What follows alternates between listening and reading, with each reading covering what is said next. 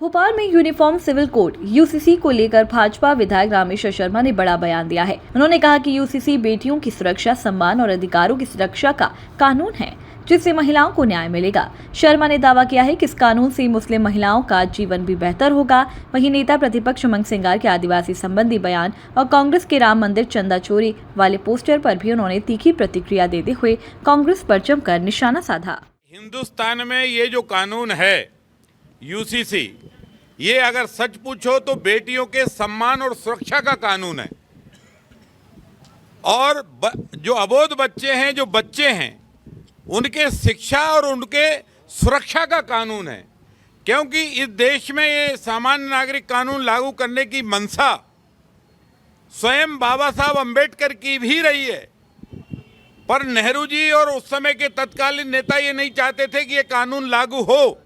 बाबा साहब हमेशा इस बात पर जोर देते थे कि एक देश में एक विधान, एक प्रधान, एक निशान, ये चलना चाहिए।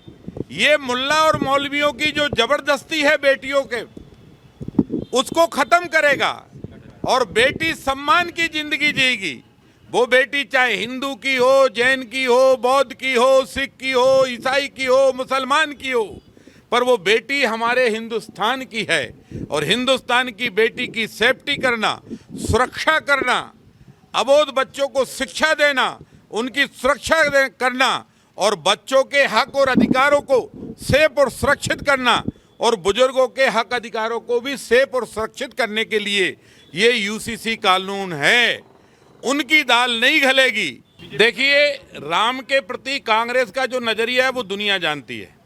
इसलिए मेरा कांग्रेसी मित्रों से ये कहना है कि आप राम के बारे में जब भी बोलो तो थोड़ा सा संयम से बात करो, क्योंकि तुम्हारे दिल और दिमाग में भगवान राम के प्रति काल्पनिक जो शब्द घुसा है, उस शब्द ने पूरी कांग्रेस को ख़त्म कर दिया है और बचे खुचे हो और भी ख़त्म हो जाएगा।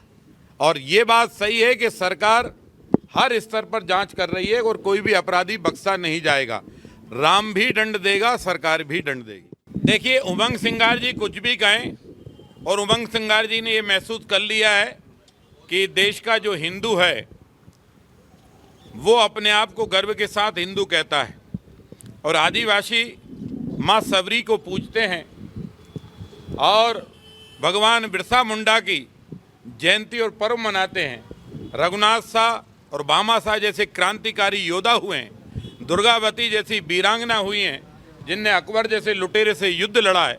इसलिए उमंग सिंगार साहब थोड़ा सा बैग में जाइए और सबरी मैया का चरित्र पढ़िए और राम और माँ के बेटे का जो स्नेह है वो पढ़िए कि दुनिया के नाथ राम किस तरह माता सबरी के जूठे बेर खाकर अपने आप को आनंदित महसूस करते हैं। और इसलिए सबरी मैया का संस्कार जहाँ जहाँ है वहाँ वहाँ सनातन भी है, हिंदू भी है।